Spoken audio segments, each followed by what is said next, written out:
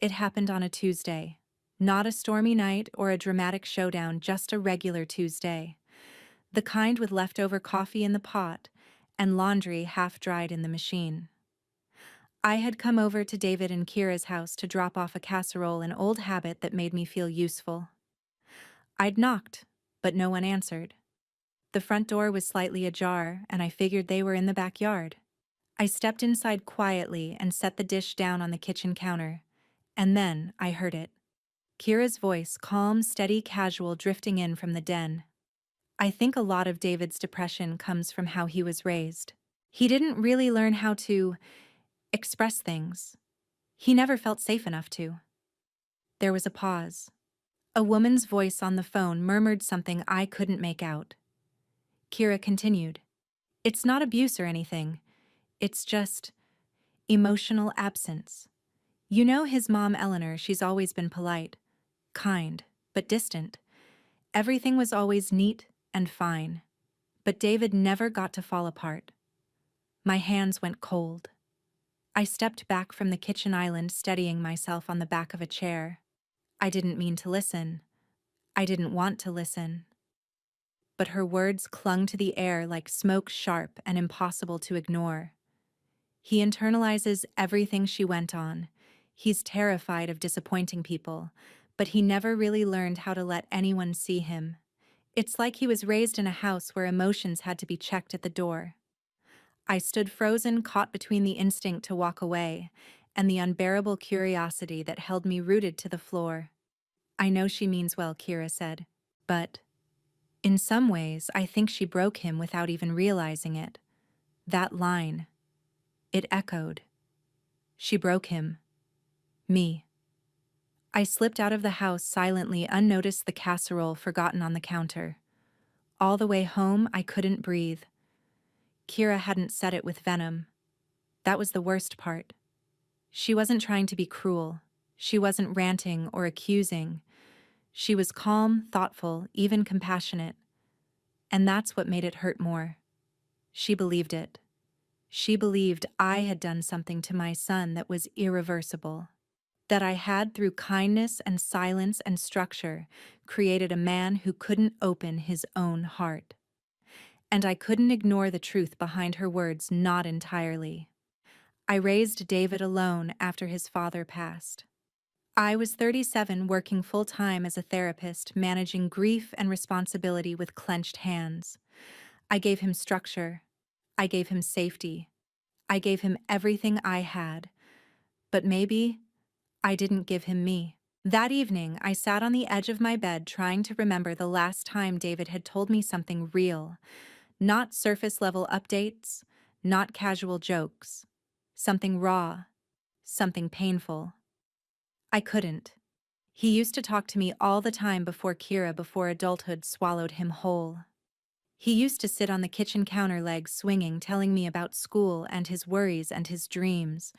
But somewhere along the way, the words stopped coming. And I had told myself it was normal, that boys grow up. That distance is part of motherhood. But what if it wasn't just growing up? What if it was something I built into him? The next day, I called David. I didn't mention what I'd overheard. I couldn't. Not yet. I just asked how he was. I'm okay, he said. That was always his answer. I'm okay. I tried to listen for something beneath it. Something cracking. Kira said, you've been feeling low lately. He was quiet for a moment. Yeah, he said eventually. But I'm managing what I wanted to ask. I wanted to push, but I didn't. Instead, I said, you know I'm here, right? For anything. Another pause. I know, Mom. But it didn't sound like he believed it. That night, I stood in the hallway staring at a photo of us, David at 5 years old, missing front teeth, clutching a stuffed dinosaur, me, kneeling beside him, smiling like I had all the answers. But I hadn't. I had survived. That was what I'd done. I survived grief and single parenthood and long nights of worry by becoming the kind of mother who held everything in place, who kept things tidy, predictable. I thought I was protecting him. But what if in doing so, I taught him that emotions were something to hide? What if my strength had been his burden? I sat at the kitchen table until well past midnight. I wanted to hate Kira for what she said, but I didn't. Because deep down, I think she was right. And now I had to face something far harder than blame. I had to face the truth. The next time I saw David, it was in my own living room. He came by to fix a loose hinge on the corner kitchen cabinet, something I could have lived with for weeks, maybe months. But I'd mentioned it offhandedly in a text, and he'd replied with a simple, "I'll stop by tomorrow." No emoji, no warmth, just obligation dressed as kindness. When he walked in, his body moved through the house like it was unfamiliar, like each room carried a weight he didn't want to hold. He greeted me with that polite half-smile, the one that never quite reached his eyes anymore. It was like looking at a memory of him wearing the same face but blurred around the edges. As he crouched near the cabinet tools spread out like a small battlefield on the floor, I stood nearby watching him. For the first time in a long while, I didn't speak. I just studied him, the slope of his shoulders, the tired curve of his spine, the stiffness in his jaw. "How are you really doing, David?" I asked, my voice soft, unsure. He didn't look at me, just kept fiddling with the screwdriver. "Fine, Mom. Just busy." But his voice didn't have edges. No frustration, no dismissiveness. It was flat, like someone reading a grocery list. That scared me more than if he'd yelled. I sat down at the table and folded my hands in my lap. My heart pounded even though the house was quiet and nothing about this scene was new, except everything was. I overheard Kira the other day. I said the word surprising, even myself. His hand paused for just a moment, then resumed its motion with a slow, deliberate turn of the screw. "She said something about me," I continued, my throat tightening. "About how I raised you." He didn't respond. The screwdriver clicked once more against the metal, then he closed the cabinet door with a soft thunk. Finally, he stood up and turned to face me. "I figured you might have heard," he said quietly. Not defensive, not angry, just resigned.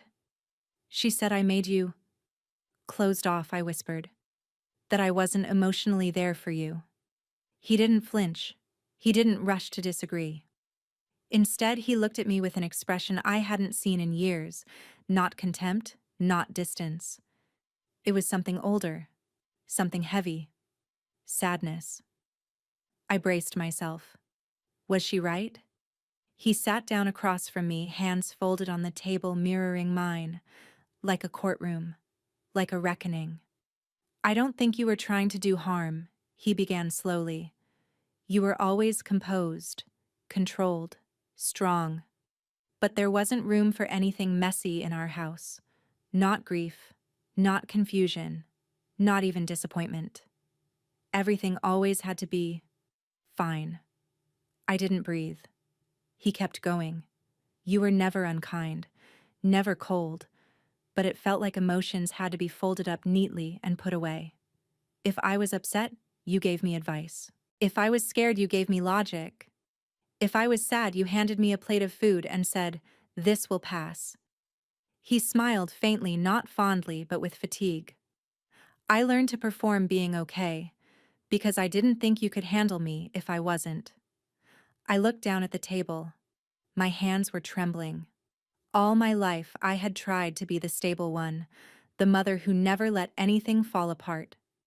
When his father died, I told myself I couldn't break naught in front of him. He needed structure, safety, predictability. I turned grief into routine.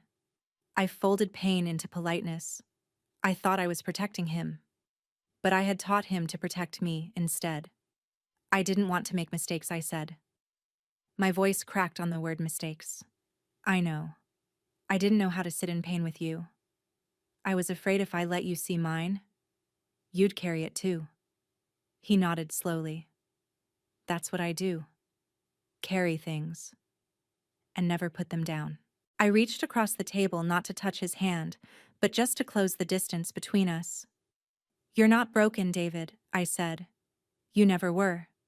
He met my gaze. Maybe not. But I've been lonely, Mom, even when I was with you. Especially then. That shattered me. He wasn't blaming me. He wasn't angry. He was just finally telling the truth. And I, the woman who made a career out of helping other families communicate, hadn't seen the silence in my own. After he left, I sat in the quiet, the same chair, the same room, but it all felt different. Like the air itself was heavier. I thought about all the times I gave him a gentle pat instead of a hug. The times I asked, "Are you okay?" but didn't wait for the full answer. The Sunday calls that grew shorter. The letters from college I never got. I remembered thinking no news is good news, but maybe silence was its own kind of wound. Later that night, I pulled down the photo album from the top shelf. There he was, 5 years old, missing teeth, clutching that ridiculous green dinosaur. Me beside him, smiling. But now I looked closer. I saw the way his little hands were clenched, the tension in his shoulders. Had it always been there? Had I always missed it? I pressed the photo to my chest. He wasn't lost. He hadn't vanished. But I had to earn back something I didn't know I'd lost. Not his love. His trust. The trust that I could handle his feelings, even the ones that scared me. Even the ones that started with "you hurt me." And I would. Because if I couldn't go back and change what I'd done, then I would show up for everything that came next. I didn't sleep that night. Not really.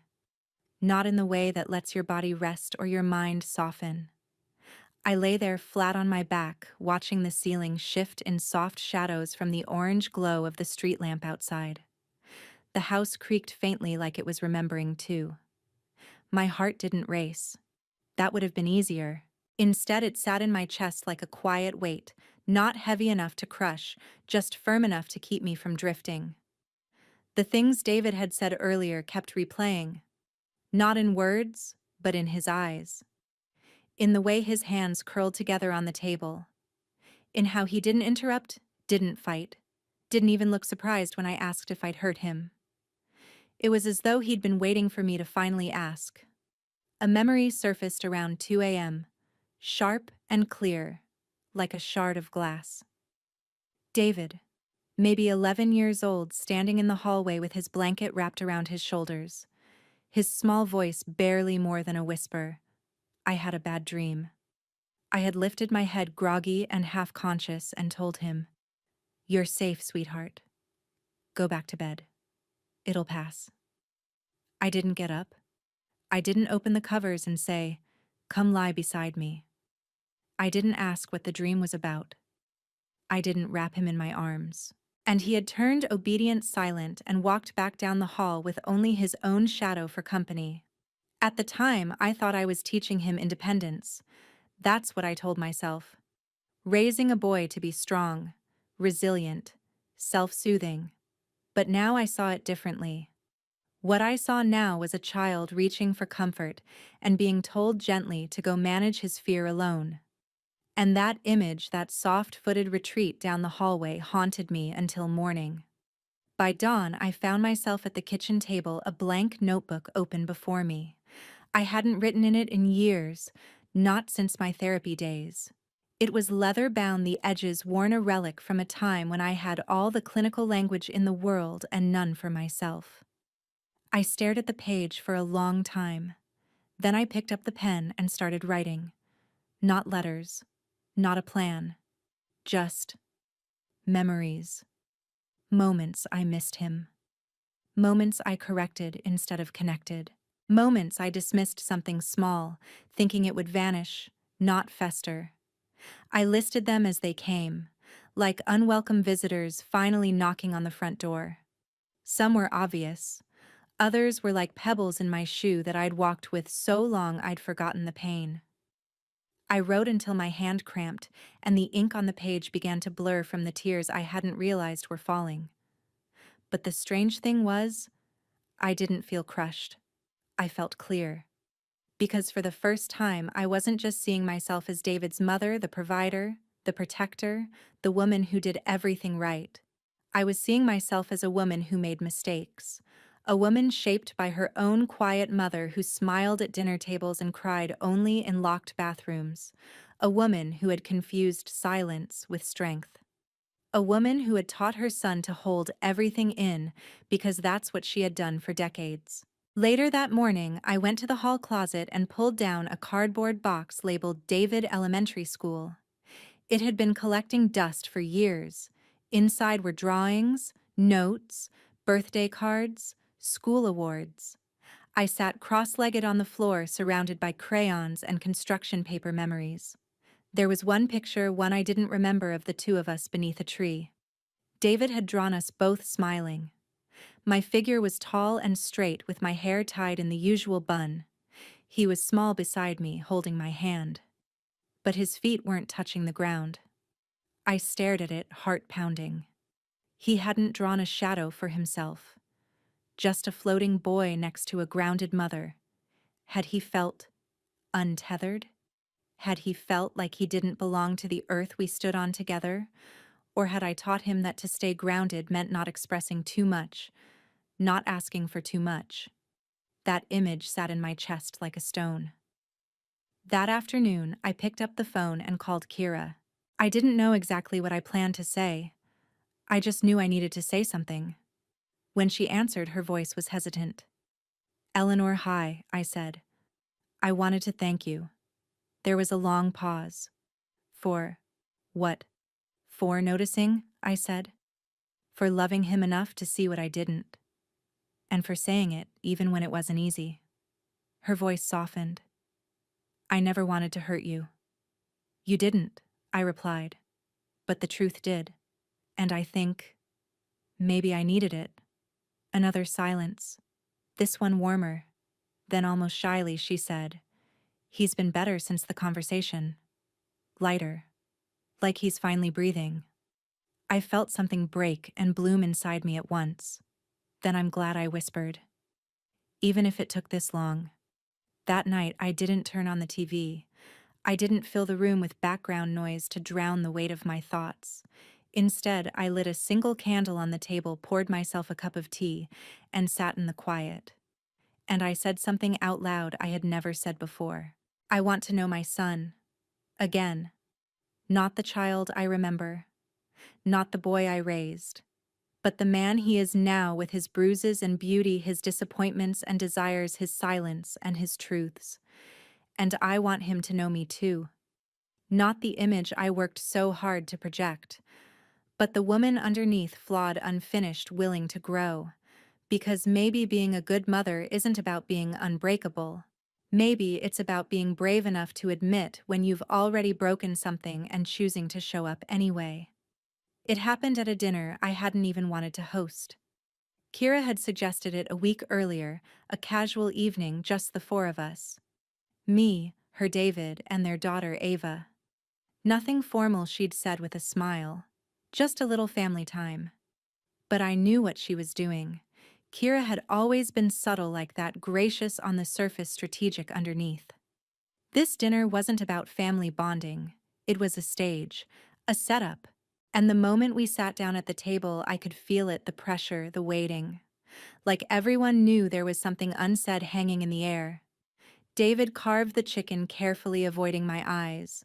Ava was unusually quiet, playing with the hem of her napkin. Kira poured wine into our glasses with an elegance that felt rehearsed. I offered the salad, said something about the weather, tried to smooth the edges, but the silence after each of my sentences was deafening. It was as if they were all waiting for a different script. A different version of me. Then it happened. So Ava, Kira said brightly, placing her napkin neatly in her lap. "Remember what we talked about with Grandma last week, about how sometimes grown-ups don't always show their feelings on the outside?" Ava nodded shyly. "She was only 8. "That's right," Kira continued. "Some people grew up in homes where no one talked about emotions. So even when they feel things, they might not say them out loud." David froze, his fork hovering mid-air. I went cold. Kira turned to me, not aggressively, not unkindly, but with a disarming smile that held more weight than her words. "You know what I mean, Eleanor. It wasn't what she said. It was how she said it. Deliberately, sweetly, publicly. She had just made me the object lesson, the emotionally unavailable matriarch in front of my granddaughter. I set down my glass, slowly trying to keep my voice even. Kira, that's a complicated topic for a child to grasp over dinner. She tilted her head. I think children understand more than we give them credit for. Ava looked down at her plate. David stared straight ahead. And in that moment I felt completely, utterly outnumbered, not by aggression, but by consensus.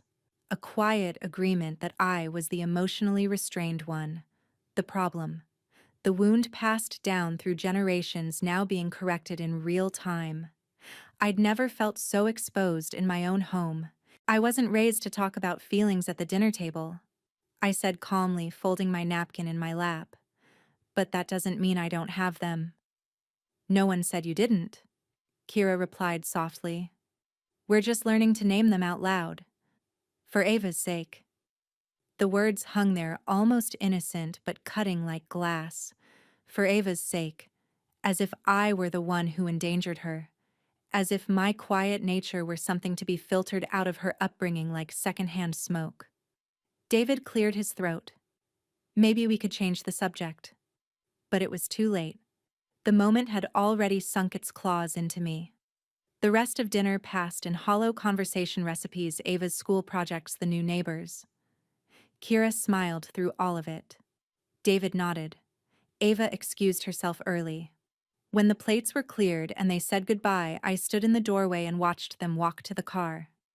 Kira's hand slipped into David's as they reached the driveway. They didn't look back. Later that night, I sat at the kitchen table with a glass of wine I didn't really want. The room still smelled faintly of rosemary chicken.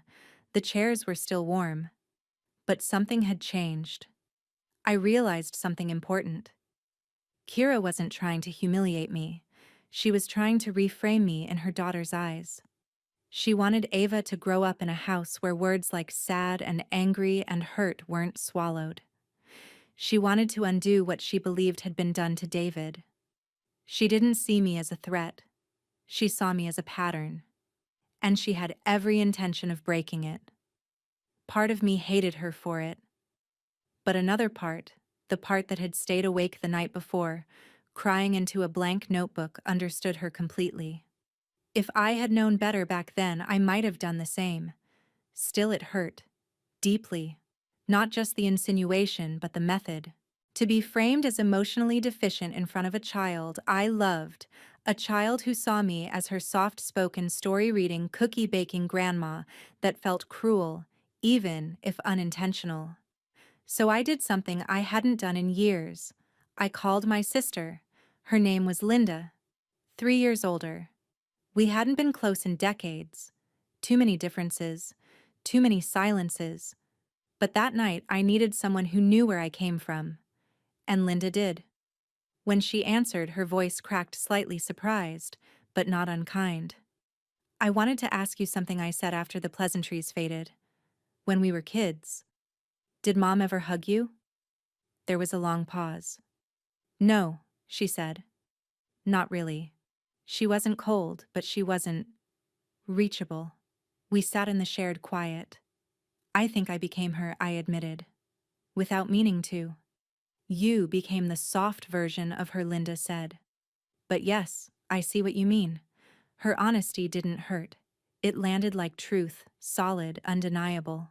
We spoke for another hour. About how love had looked like control. How protection had meant silence. How survival had meant keeping your feelings folded tight. When we hung up, I felt like I'd touched a root of something. Something old. Something deep. And I knew I could only cut the pattern if I named it. If I admitted it. Even when it made me bleed. The next morning, I didn't make coffee. That might sound like a small thing, but for me it wasn't. I always started my day the same way. Same mug, same spoon, same seat at the window. Routine had always been my armor. But on this morning, my hands hovered over the pot, then dropped to my sides. I couldn't do it. The routine felt hollow, mechanical, like putting on a costume after the stage lights had gone out. Instead, I sat in silence. No television, no radio, no soft music in the background. Just me. And the echo of everything I hadn't said for decades. What was so wrong about the way I'd raised David? Why did it now feel like I was on trial in my own life? Not for what I did, but for what I didn't do. The answer came like a whisper, because I'd built a house out of absence. Gentle, polished, well-intentioned absence. I had built it from my own childhood. I still remember the first time I tried to cry in front of my mother. I was 12, maybe 13. My best friend had moved away without warning. No goodbye, no letter. Just an empty seat at lunch. I came home, sat at the kitchen table, and tears began rolling down my cheeks without sound. My mother looked up from her crossword puzzle. She didn't flinch. Didn't rush over. She folded the paper, slowly walked to the fridge, and poured me a glass of milk. Here, she said, setting it down in front of me. You're overtired. Have a drink. Take a nap. You'll feel better. That was her version of love. And I learned right then sadness wasn't something you shared. It was something you cleaned up. I pulled down an old parenting book from the shelf in my hallway, one I'd clung to when David was still in preschool. I had highlighted and underlined like a woman studying for a final exam in motherhood. It was full of strategies, rules, theories. Provide structure. Limit emotional indulgence. Children thrive in predictability. None of it mentioned what to do when your child simply wanted to be seen. I flipped through the pages, seeing not advice, but echoes of my younger self trying so desperately not to make mistakes that I forgot children weren't puzzles to solve. They were people. Feeling aching, scared little people who needed more than systems and schedules. They needed you raw, vulnerable, available. I had built a flawless routine around David, but I never let him see me. That afternoon, I found a dusty photo album tucked behind some board games in the hallway closet. One I hadn't opened in years. Page after page, David in various stages of life, his first Halloween braces on his teeth, high school graduation. He looked happy. But now I saw something beneath that happiness, like a shadow in the corner of every frame. Was it longing? Was it a quiet ache? Or was it my own projection? There was one photo that froze me, David around 9, sitting at the kitchen table with a science project in front of him. He was beaming at the camera, a volcano made of paper mache at his side. But what caught me was my own face in the background. I wasn't looking at him. I was on the phone, laughing, distracted. And he was still smiling even without my eyes on him. That smile haunted me. It was the smile of a child who had already learned not to expect more. I needed to talk to someone, but not Kira. Not yet. So I called Maggie, an old friend from my teaching days. She was the only person who had known me before David, before marriage, before life had hardened into performance. Eleanor, she said, when she picked up, her voice warm and surprised. Is everything all right? I don't know, I admitted. I think I failed as a mother. There was a pause. Oh, sweetheart, that's a big thing to carry. I told her everything. Not just about the dinner or what David said. I told her about the memories, the routines, the years I thought I was doing everything right.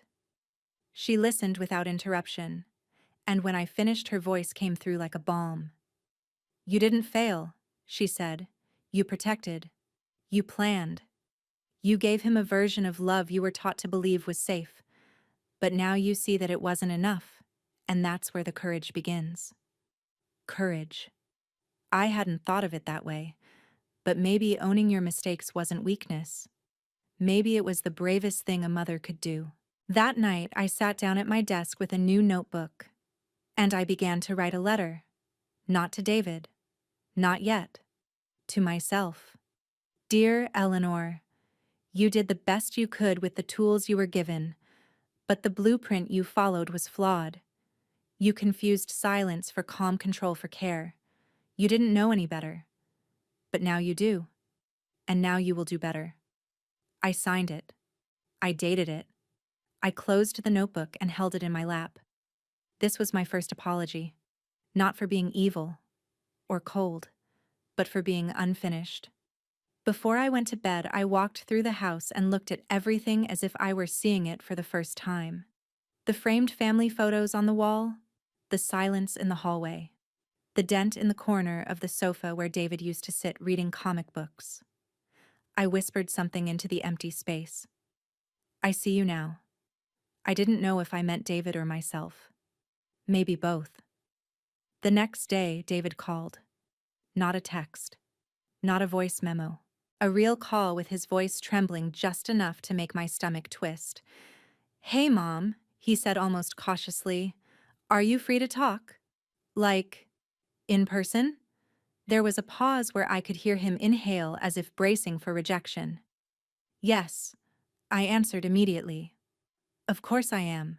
I can stop by after work." He didn't say what it was about. He didn't have to. After we hung up, I sat very still. Something had shifted subtly but unmistakably. It wasn't just his tone. It was the way he asked. There was vulnerability in it, but also something else. A kind of nervous courage. I spent the next few hours tidying the house without thinking. Folding throws, dusting shelves, rearranging teacups that didn't need rearranging. It wasn't about making things look nice. It was about making space. Not just in the house, but in me. For him. For the version of him I still hadn't fully met. He arrived just before 6, still in his work clothes, button-up shirt, slightly wrinkled sleeves, rolled. He looked tired but determined, like a man who'd rehearsed this conversation on his drive over. I made tea, though neither of us touched it. We sat across from each other at the kitchen table just like we had during the conversation that cracked everything open. Only this time his posture was more upright. And mine. Softer. "I've been thinking a lot," he began. I waited. "I've been going to therapy again," he said. "Regularly this time. Not just when things get bad." I nodded, my throat tightening. "I'm glad. And Kira's been... well, she's been helping me talk about stuff. Stuff I've ignored for a long time." I didn't flinch. I wanted to. I wanted to defend myself, to offer context, but I stayed quiet. He studied my face, then looked down at his hands. There were times I felt like I was walking around with a backpack full of bricks, and I didn't even know why it was heavy. Just that it always was. I exhaled.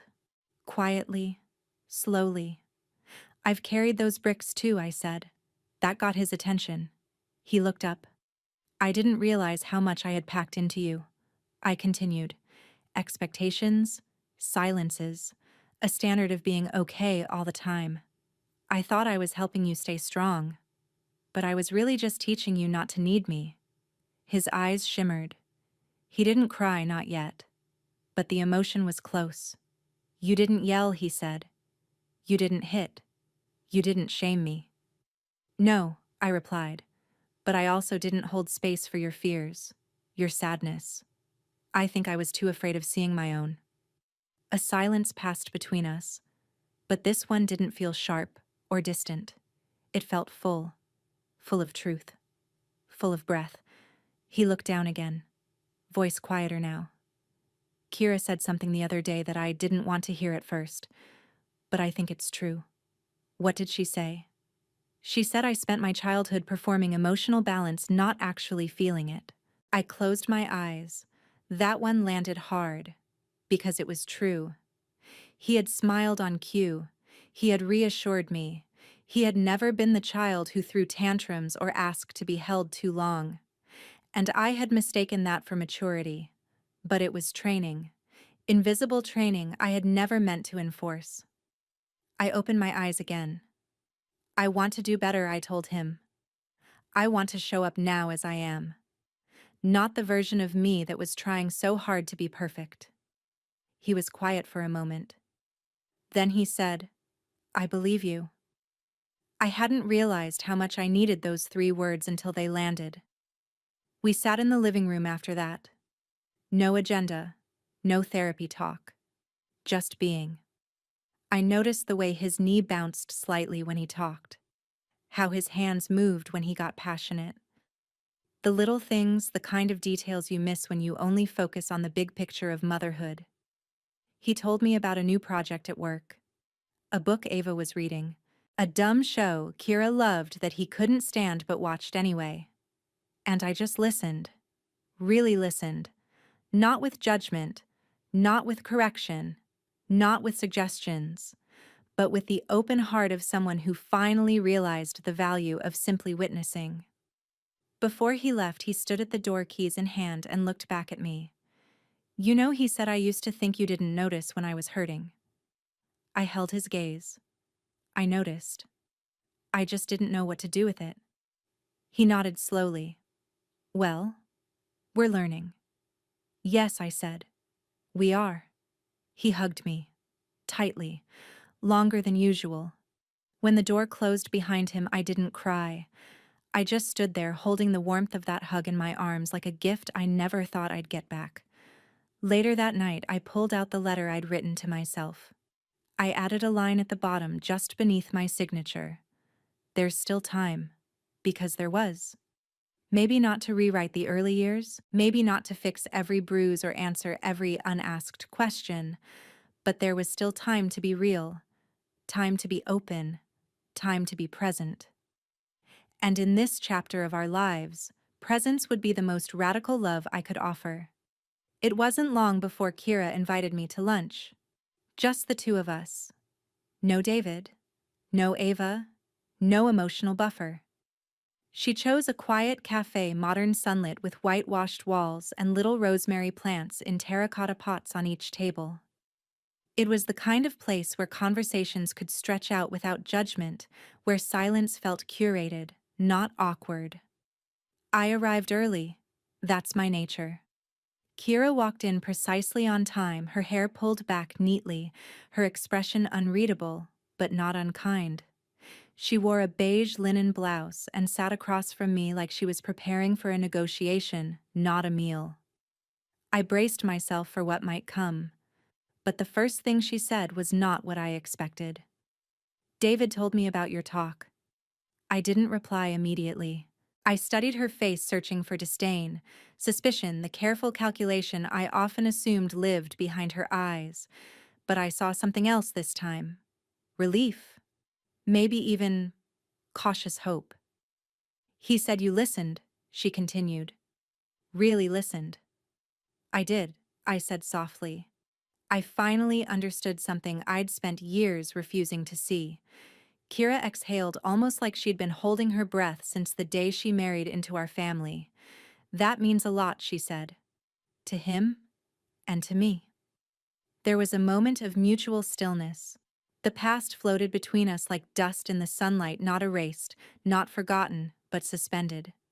I reached for my water, unsure how much to say, how much I had a right to say. But she didn't wait. I need to tell you something, she said. Something I probably should have told you a long time ago. I leaned in, slightly alert. Years ago, she began, when David and I were still dating, he had a breakdown.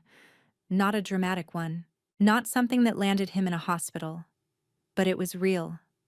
He shut down. Couldn't get out of bed for days. Didn't return calls. He told me it was just burnout from work, but I knew it was more. I nodded slowly. And you thought? It came from how he was raised.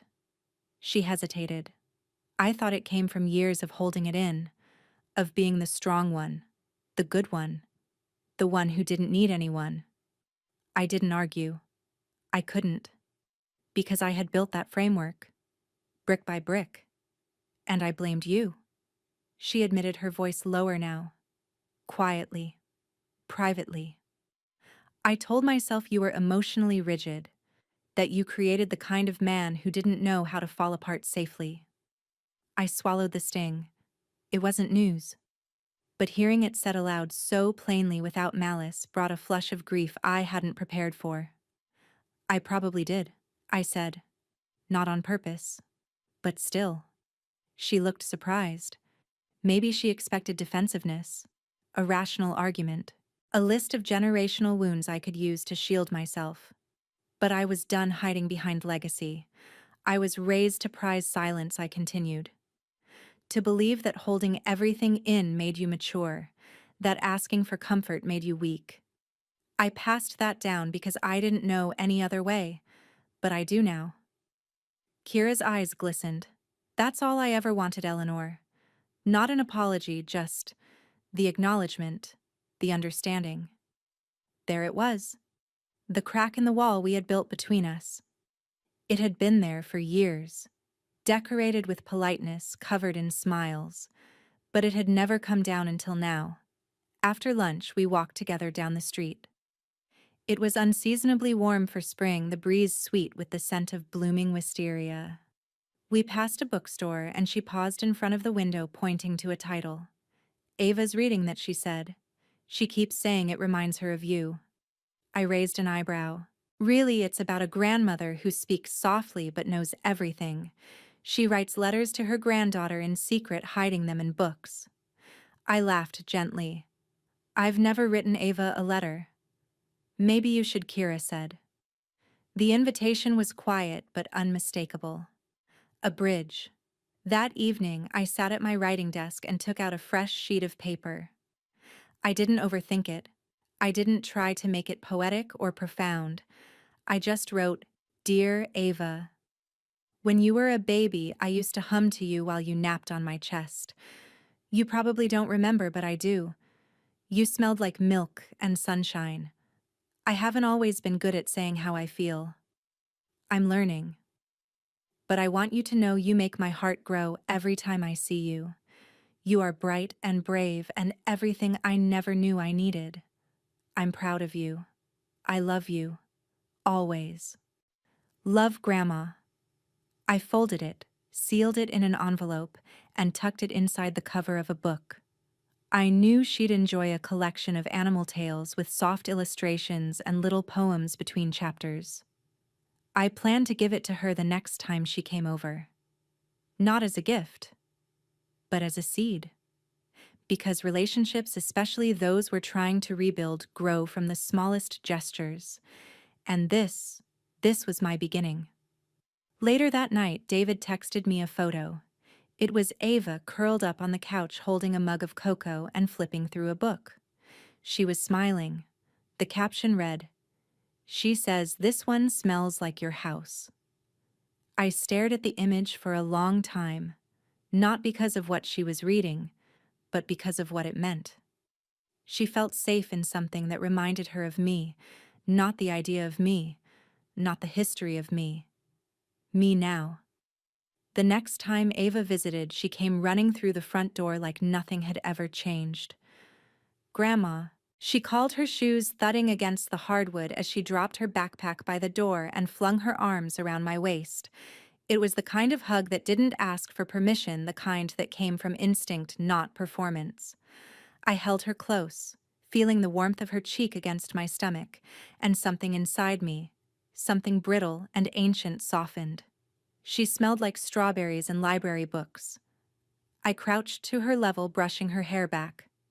"I have something for you," I said. She gasped with theatrical delight even before she knew what it was. I handed her the book, the one with the letter hidden inside, and her eyes lit up like I'd given her a box of treasure. "What is it? You'll see," I said. "But don't read the first page until you're alone. It's a secret just for you." Her grin stretched wide. She loved secrets. She hugged the book to her chest like it was made of gold, and in a way it was. It was the first time I had given her more than cookies or crafts or polite conversation. It was a part of me, unfiltered, unmasked, unafraid. That evening, after she'd gone to her room to read and David had disappeared into the backyard with a rake, I stood in the kitchen with Kira. We didn't speak at first. We didn't need to. She was washing dishes. I was drying. Our rhythm was easy, domestic. For the first time, it didn't feel forced. "I want to thank you," I said finally, my voice barely above the hum of the faucet. Kira glanced at me, surprised. For what? For not giving up on me? She paused, hands still wet, her brow softening. I was never trying to replace you, she said. I just wanted David to feel safe being fully himself. And I wanted Ava to grow up knowing it's okay to cry, to need, to speak. I nodded slowly. I see that now. She returned to the dishes and after a moment added, and I see you're changing. Really changing. I blinked, not expecting the weight of that compliment. You're letting people in, Eleanor, she said. That's a gift. For David. For Ava. For all of us. Her voice cracked slightly on the last sentence and she didn't hide it. We were two women raised in different decades with different maps of what motherhood meant. But somehow, we had reached the same shore. Later that night, as I got ready for bed, I found a sticky note on my nightstand. Ava's handwriting. Messy, lopsided, beautiful. Grandma, I read the letter. I love you so much. I think you're magic. I pressed it to my chest. Then I cried. Not the silent, controlled tears I had mastered. Real tears. Warm, grateful, unapologetic. I cried for the woman I used to be, so afraid of saying the wrong thing she often said nothing at all. I cried for the boy David had been smiling without asking for more. And I cried for the child now upstairs, Ava, who would never have to wonder if her feelings were too much, too messy, too inconvenient. She would know they mattered. Because I would make sure she did. The next week, I started therapy again. It had been decades since I'd sat across from a stranger and admitted I wasn't okay. But this time was different. I didn't go to fix myself. I went to understand the parts of me I had abandoned.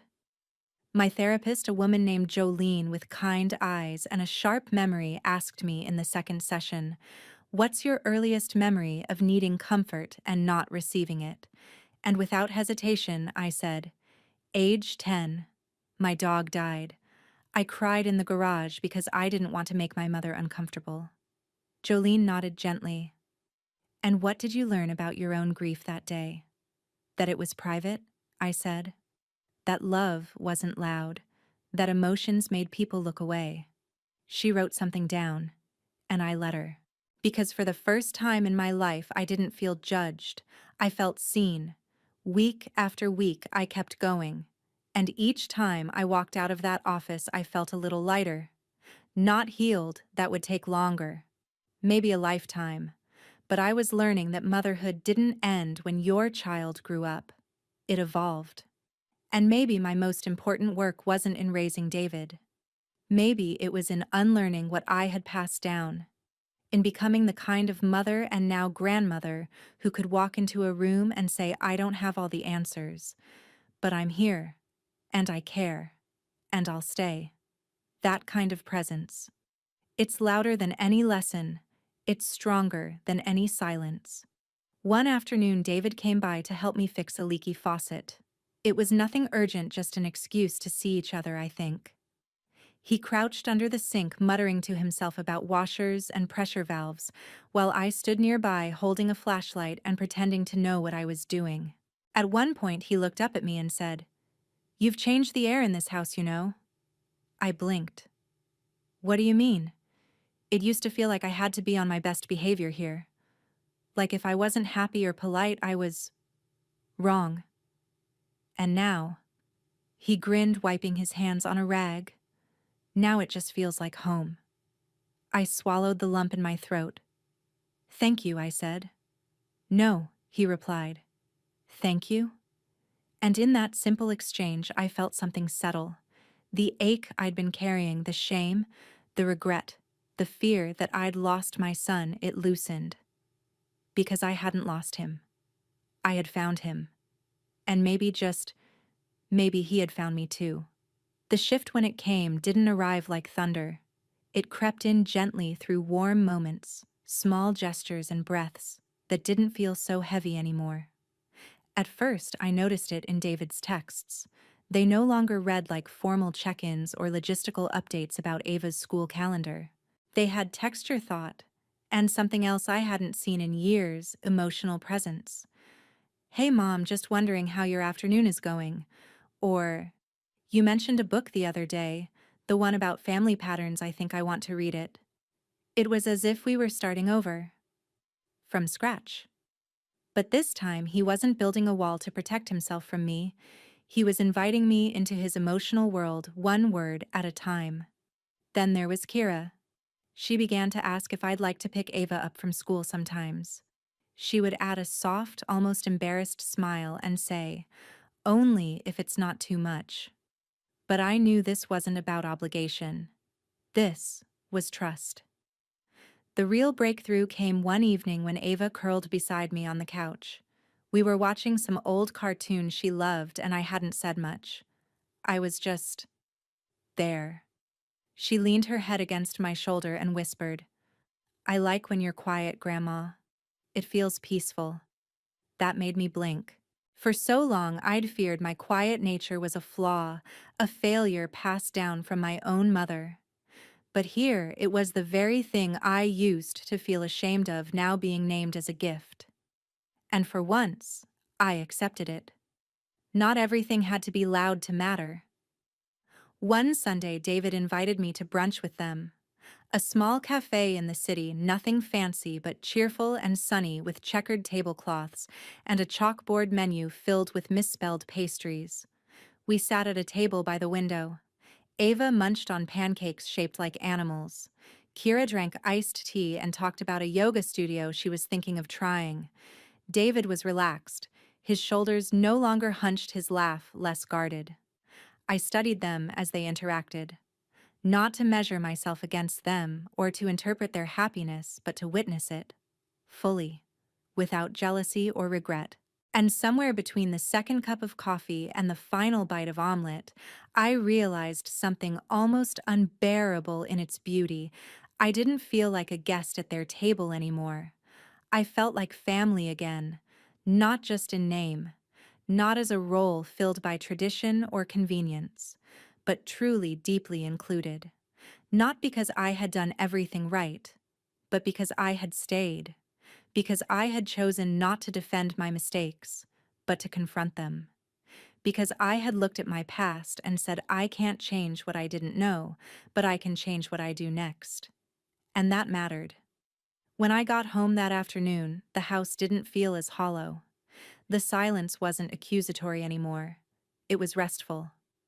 I stood in my kitchen, the same room where I'd once stared at the wall, wondering what had gone so terribly wrong, and saw it differently now.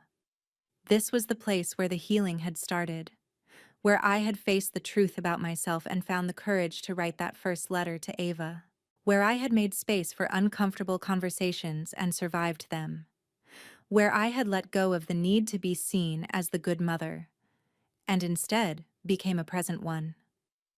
I thought about all the years I spent in waiting for an invitation to rejoin my own child's life, waiting for forgiveness. I wasn't brave enough to ask for waiting for time to reverse itself and give me another shot at mothering. But waiting had kept me frozen. It was showing up that changed everything. That night, I did something I hadn't done in a while. I lit a candle, poured a cup of tea, and opened my journal. On a clean page, I wrote, I am not the mother I once was. I am not the silence I inherited. I am not the absence I passed on. I am becoming, and that is enough. Then I closed the book and simply sat. And for the first time in a long time, I felt whole, not in a perfect way, but in a peaceful one. Wholeness, I was learning, doesn't mean you've fixed everything. It means you've stopped running from it and started holding it with care. A few days later, I bumped into my neighbor Ruth while watering the porch plants. She's known me for over 20 years, from PTA meetings to quiet walks around the block. "You seem lighter lately," she said, squinting against the sun. I smiled, caught off guard. "Do I?" She nodded, like someone let go of something heavy. I paused, watering can, tilting forward a little too far. "I think I finally stopped pretending I didn't care," I said quietly, "and started actually caring without needing to be right." She didn't respond with platitudes. She just gave me a slow nod, the kind older women exchange when words can't hold the full weight of what's understood. Later that night, I thought about that moment. How strange and beautiful it was to be seen, not for who I had tried to be, but for who I was becoming. It reminded me that the work I'd done, the forgiveness I'd sought, the presence I'd practiced, hadn't just affected my son or Ava or Kira. It had changed me, and that perhaps was the quietest miracle of all. The real test came the night David showed up at my door unannounced. It was raining, not a gentle drizzle, but a steady soaking downpour that clung to his jacket and dripped from his hairline. He looked like a man who had come straight from somewhere he hadn't planned to leave, and somewhere he didn't want to return to. I opened the door and didn't speak. He stepped inside, shoulders slumped, eyes puffy. I took his coat, offered a towel, and led him to the living room. For a while he just sat there, silent, so still it hurt to watch. I waited. I didn't ask what happened. I didn't press. I'd learned by now that silence is not always absence, sometimes it's space. And he needed space. Eventually his voice cracked the air between us. Kira and I had a fight. I nodded slowly. She said, I still go quiet when I feel hurt. That I don't let her in. That I disappear in front of her. He rubbed his palms together, a nervous, boyish habit I hadn't seen in years. And she's right, he added. My breath caught. Not because I was surprised, but because I knew deep in my bones that this was the moment I had feared for decades, the confirmation that he had learned his emotional withdrawal, not from life, but from me. I'm sorry, I said softly. He looked up. Why are you apologizing? Because I taught you how to disappear. There it was. No padding, no metaphor. Just the truth laid bare between us. He didn't argue. He didn't absolve me. But he didn't look away either. I used to think being calm made me strong, he said. Like if I didn't cry, if I didn't yell, it meant I was handling it. But lately, I feel like I'm drowning in everything I've never said out loud. I moved closer, not to fix it, not to guide, just to be near. Maybe drowning isn't the end, I said. Maybe it's how you finally learn to reach. He smiled faintly, his eyes glassy. That sounds like something from one of those journals you keep. I smiled too. Maybe it is. He sighed. I want to do better. Not just for Kira. For myself. For Ava. You already are, I said. You're here. That's the hardest part. We sat for a long time watching the rain smear the windows. I brewed him tea, the kind he liked as a child, black with honey and a splash of milk. He sipped it slowly, holding the mug like an anchor. I remember this, he said, the steam curling into his voice. You used to bring it to me when I was sick. You never said much. Just left it on the nightstand. I laughed gently. That was my way of saying, I love you. He nodded. I know. But I think I needed the words too. That landed. Not like an accusation, but like a missed step you finally trace back. I'm learning to say them now, I said. Out loud. Even if my voice shakes. He smiled, and for a moment we sat in the warmth of that shared ache, the generations of silence, the broken inheritance of quiet strength.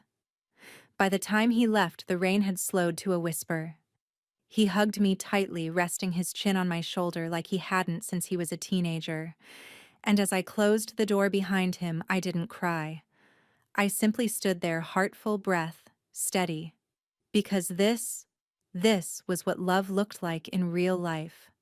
Not perfection, not poetry, but presence, recovery, the willingness to return even after you've fled.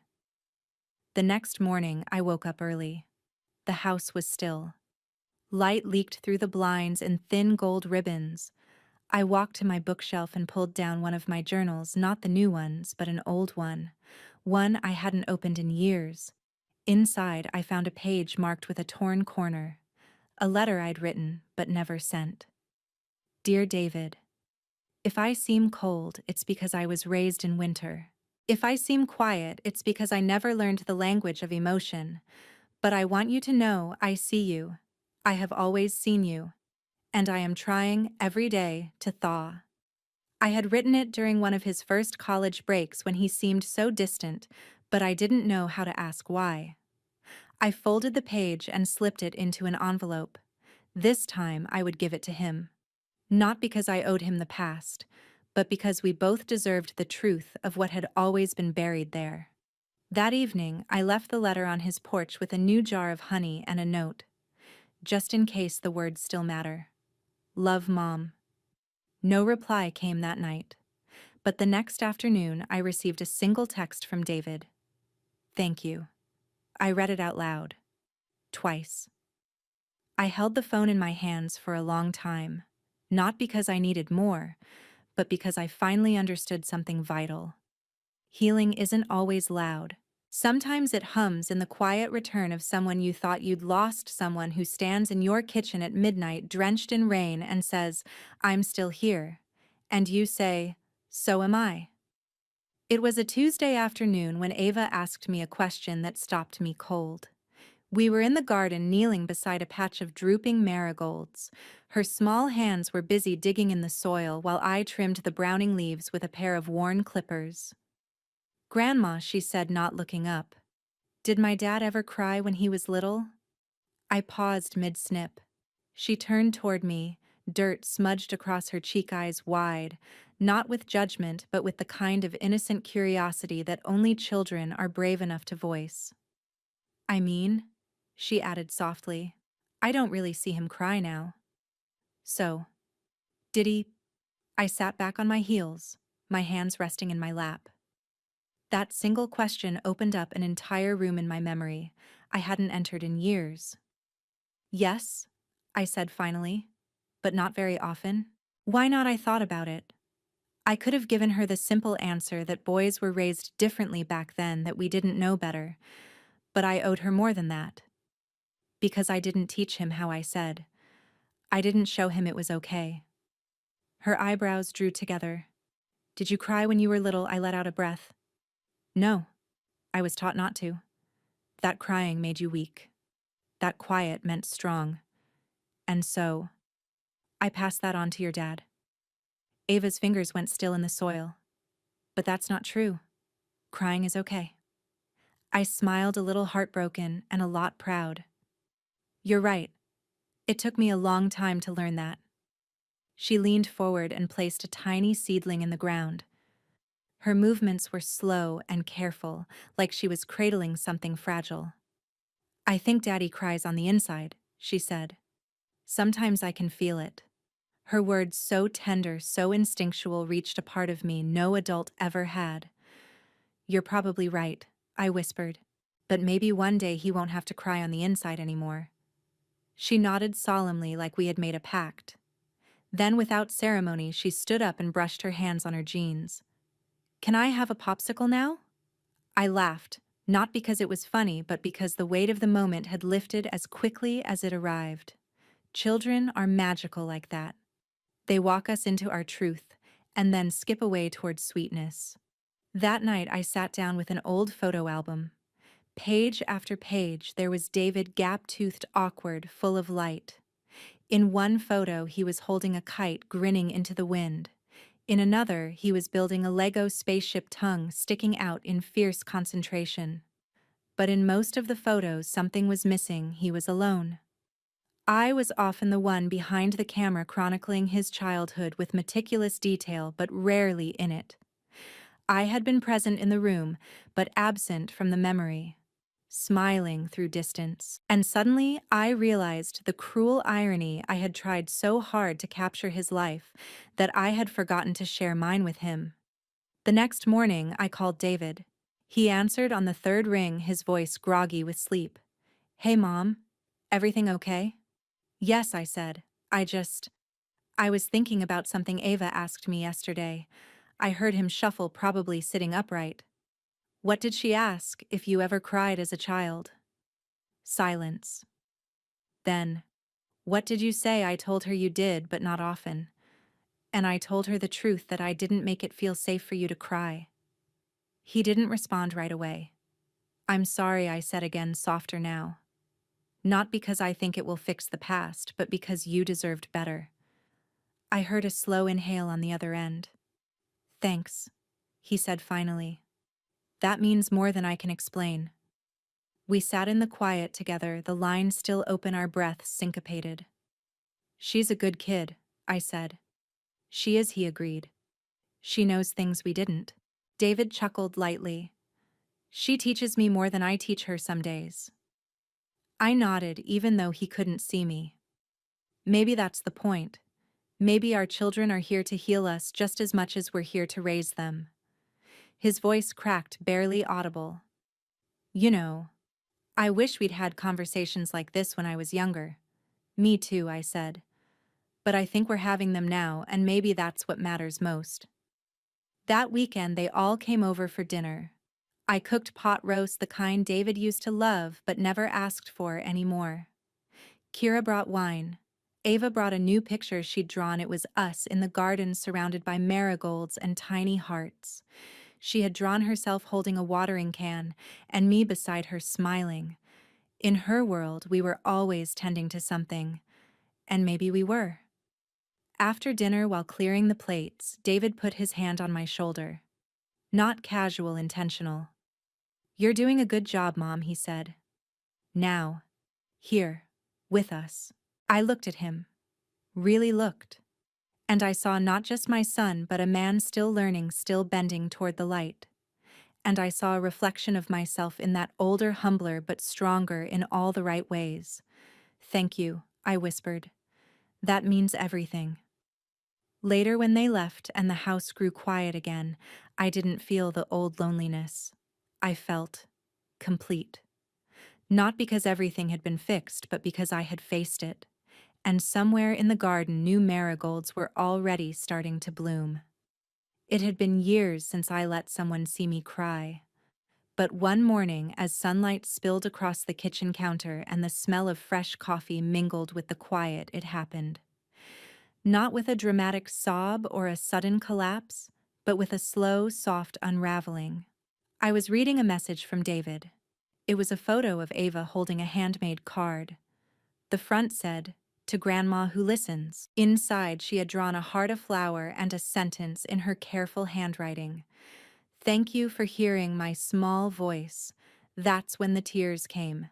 Because that phrase, my small voice, was everything I hadn't allowed myself to have as a child, everything I had unknowingly withheld from David. I placed the phone on the counter and wept. I wept not from sorrow but from release. It was a quiet reckoning, an acknowledgement that something in me had finally shifted.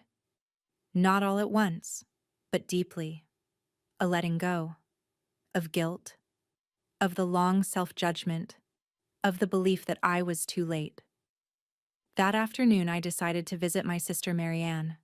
We hadn't spoken much since our mother's funeral 5 years ago. Too many differences. Too many years of tiptoeing around old wounds and unspoken resentments. But lately, I'd been thinking about those early years, the cold house, the silences passed off as strength, the way we both learned to hide feelings like dangerous glass. I called her first. Marianne, I said, voice trembling slightly. I've been doing some work on myself, and I think I'd like to talk to you. There was a pause. Then she said, I've been waiting for that. When I arrived at her modest home across town, I felt strangely nervous. We sat on her porch, rocking chairs, mugs of tea, late-day light soaking through the branches. I studied her face. It had aged, yes, but so had mine. And beneath the lines were traces of the same little girls who used to whisper in the dark, who made blanket forts and shared secrets about our parents we didn't know how to name. I think Mom loved us, she said after a while. She just didn't know how to show it. I nodded, and I didn't know how to give what I never received. She glanced at me. But you're giving it now, right? That struck me. I hadn't thought of it that way, that by learning to mother differently now, I wasn't just rewriting my story, but ours. Yes, I said. I think I am. We sat quietly after that, the kind of silence that no longer felt sharp. A silence of understanding, not avoidance. Before I left, she hugged me. And not the stiff kind we used to exchange out of politeness, but a real one. One that said, I missed you. I forgive you. We're still here. In the weeks that followed, I started a new ritual. Every Sunday, I would write Ava a letter, sometimes about my childhood, sometimes about her father when he was young, sometimes about small things, the color of the sky, the smell of basil, the music I heard at the grocery store. I called them truth notes. Not big lessons, not moral teachings, just honest pieces of me. She kept them in a box under her bed, Kira told me. Said she liked to read them before going to sleep. I pictured her there, little hands unfolding my words, heart absorbing what I never said to her father, and I felt something I hadn't felt in a long time. Hope. Not the naive kind. Not the kind built on fantasy, but the real kind. The kind born from hard-earned change and imperfect love. One Saturday, while Ava was helping me in the kitchen, she looked up and asked, "What are you most proud of, Grandma?" I froze, holding a wooden spoon in midair. For a moment, I wanted to say something impressive, some achievement, some milestone. But instead, I looked into her eyes and told the truth. I'm proud that I didn't give up. On myself. Or on the people I love. She nodded like that made perfect sense to her 8-year-old heart. Then she asked, "Does that mean you're proud of Dad too?" I smiled. "Oh yes. Especially him." She leaned in and whispered, "Me too." And in that instant, I saw a bridge not made of stone or steel, but of choices of healing, of love, passed gently from hand to hand. A bridge between past and future, built not by perfection, but by persistence. That night, I wrote one more note for Ava's box. Short. Simple. The bravest thing I ever did was tell the truth first to myself, then to the people I loved. If you ever wonder what strength looks like, look in the mirror. You are the proof that healing is real. I signed it with a small drawing of a flower, a marigold, because some seeds bloom long after they're planted. A week before Ava's 9th birthday, I was invited to her class for Family Heritage Day. Each student could bring a grandparent or relative to share stories, photos, and traditions from their family's history. At first, I hesitated. Public speaking had never been my strength, especially when it involved something as vulnerable as my past. But Ava's eyes lit up when she asked me, "Please, Grandma, I want you to come. Everyone will love your stories." And just like that, I found myself saying yes. That night, I rummaged through old boxes in the attic. Yellowing photo albums, brittle letters, newspaper clippings. I hadn't touched most of them in decades. My fingers shook as I opened one album in particular, the one with David's childhood photos mixed in with images of my own parents.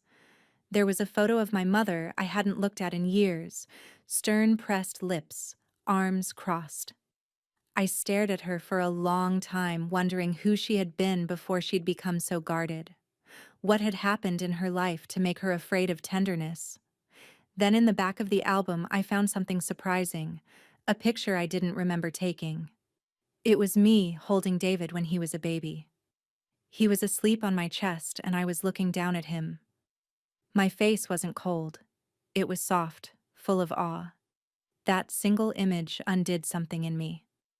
I had loved him deeply, even back then. I just hadn't always known how to show it. The day of the school visit arrived. I wore a blue cardigan, Ava liked the one with the little embroidered birds. She held my hand as we walked into the classroom, proudly announcing, "This is my Grandma Eleanor. She's really good at remembering things." The teacher smiled and the children gathered on the carpet legs, crossed eyes wide. I cleared my throat, my heart pounding. "I want to tell you a story." I began, not just about where our family comes from, but about how we learn to grow even when we've forgotten how. I spoke slowly, showing them pictures my parents as children, my grandparents from overseas, David as a boy building forts and riding bikes. Then I paused. There's something else I want to share, I said. Sometimes families carry silence. Sometimes we forget how to talk about hard feelings. But in our family, we're learning to be braver, to speak more, to listen better. One little girl raised her hand. Was that hard for you? I smiled gently. Yes. But the best things often are. After the talk, Ava hugged me tight. You were the best one, she whispered in my ear. And I believed her. Not because I had been eloquent, but because I had been real. A few days later, David came by to pick up Ava. He lingered a bit in the living room, eyeing the photo of him as a baby I'd recently placed on the shelf. Where did you find that? He asked. In an old album, I said. I forgot how much I smiled back then. He looked closer. You always looked tired in my memory. But here you look peaceful. I said. In that moment at least. I think I was just afraid it wouldn't last. He turned toward me. Do you still feel that way? I took a breath. No, because I know now that love doesn't vanish. It just waits. Sometimes it waits a long time, but it never disappears. He nodded as if absorbing that for himself. Then he said something I didn't expect. I've started therapy again. I blinked. Oh, he nodded. I realize there's still so much I haven't unpacked about my childhood, my fears, even about how I parent Ava. I stepped forward, placing a hand on his arm. That's the bravest thing you could do, David. He looked down. You started this, you know. You opened the door. Tears welled in my eyes. And you walked through it. That night I sat by the window watching dusk fold over the neighborhood. Somewhere down the street, wind chimes clinked gently and the scent of jasmine drifted through the open pane. I thought about how long I had lived with shame, how often I had questioned whether my love was enough, whether my mistakes were unforgivable. But now I understood something deeper. Love isn't proven by never hurting someone. It's proven by how you show up after the hurt, how you keep choosing them, how you choose yourself too. I had spent years surviving the silence I was raised in, and now I was breaking it. Not with grand declarations, but with soft, steady truth. I opened my journal, the one Ava had once asked to read someday. On a fresh page I wrote today, my son told me he is beginning again, and so am I. Our family isn't perfect, but it is honest. And that is where everything good begins. Then just below it I drew a small heart. Inside I wrote one word, still. Still learning, still loving, still here. There was a time when I thought healing would come like a thunderclap, loud, undeniable, complete. But it didn't. It came in glances, in apologies, whispered into stillness, in warm mugs of tea shared at awkward kitchen tables. It came in small things, and one of those small things happened the morning of Ava's birthday. She had invited me to join them at the park for a picnic. David had reserved a little shaded area by the lake, and Kira baked cupcakes shaped like butterflies. It was a warm day, the kind that made you believe that some part of life, no matter how messy, would always be worth living. As I arrived, Ava ran toward me, arms outstretched. "Grandma, you came, I wouldn't miss it," I said, lifting her in my arms for a moment, heart swelling. The blanket was already spread full of sandwiches and paper plates and brightly colored juice boxes. There were balloons tied to the trees, each one marked with a word Ava had chosen: kindness, hope, fun, safe. She pointed to the balloon that read, safe, and said, "That one is for you." I nearly cried, not because I was sad, but because I had once feared I would only be remembered for my distance, and now here she was telling me that I made her feel safe. David was quieter that day, not distant but thoughtful. At one point, as Ava and Kira played a game by the water, he sat beside me and said, "Do you remember the time I fell off my bike in 5th grade? Scraped my whole leg, I nodded. You ran inside crying, and I made you sit on the edge of the bathtub so I could clean it. You wouldn't let me touch it. He laughed. You didn't say much. You just sat beside me until I let you do it. I didn't know what to say, I admitted. I was afraid if I said too much, I'd mess it up. You didn't, he said. That was one of the few times I really felt you were there. Not distracted. Not afraid. Just with me. That memory struck me in a way it hadn't before. It reminded me that even in all my failures, there had been moments of quiet love, little fragments that stayed with him even when I thought they had been lost. We watched Ava laughing by the lake. The sun caught her curls and her face lit up like a sparkler. You did good with her, I said softly. David looked at me. I'm trying to do better than what I knew. And you are, I said. You already are. He turned his eyes back to the water. You know, sometimes I wonder what kind of father I'd be if I hadn't grown up feeling invisible. I placed a hand on his, and I wonder what kind of mother I might have been if someone had ever told me that I mattered. We sat in that silence together, a shared ache, a shared truth, but also a shared commitment to do something different. To love differently, bravely, even now. Later that evening, as the sun began to dip behind the trees and the kids packed up the last of the streamers, Kira approached me. She looked tired, the kind of tired that comes from holding everything together. I recognized it too well.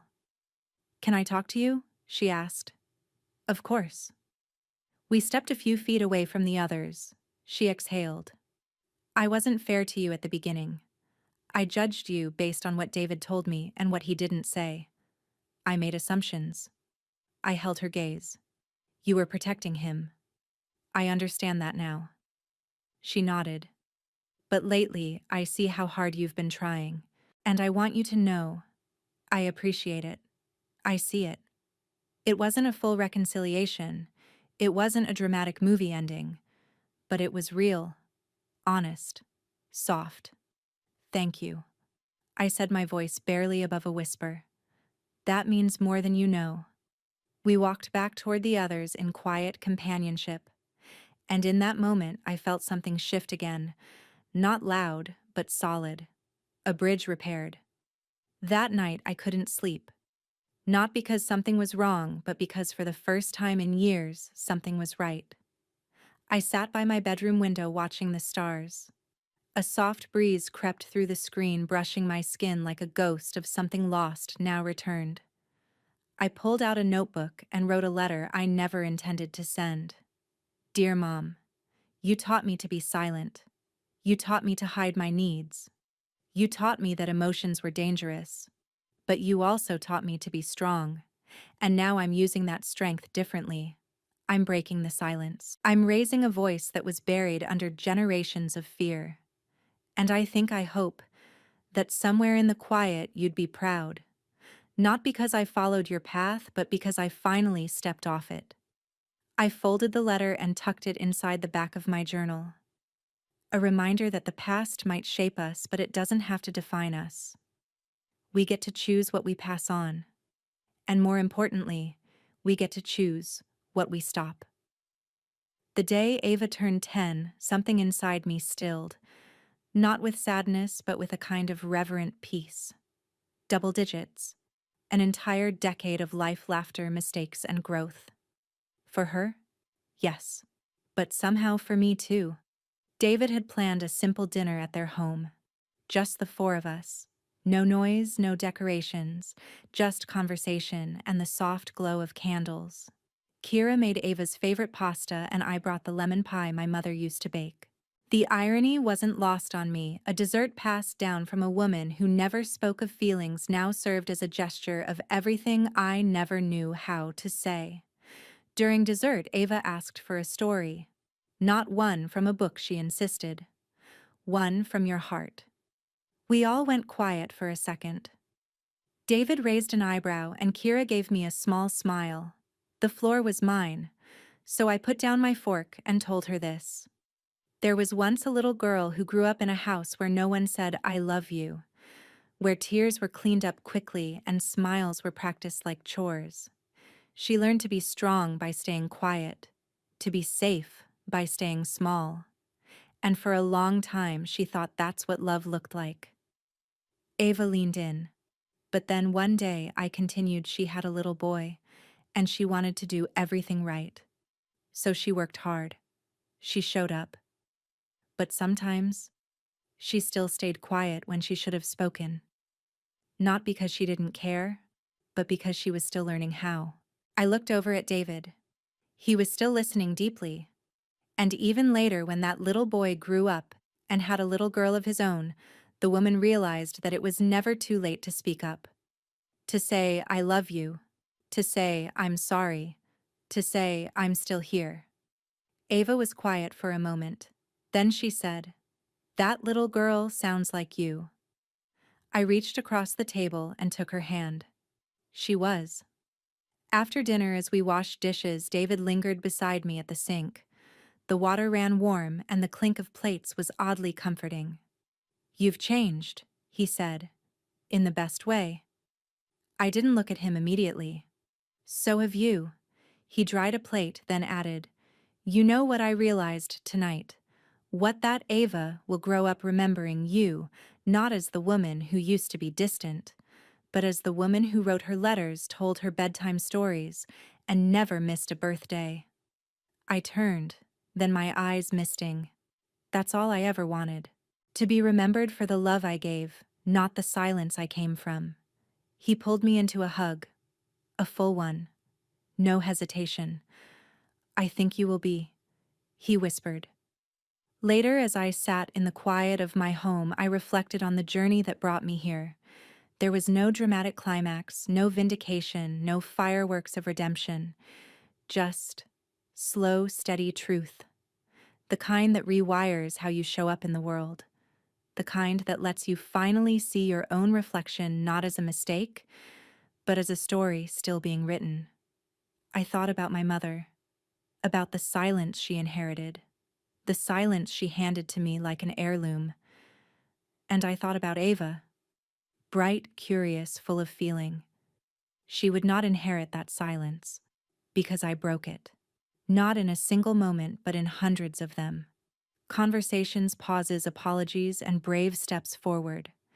And with every moment, I reclaimed a little piece of myself. I walked to the drawer where I kept Ava's notes.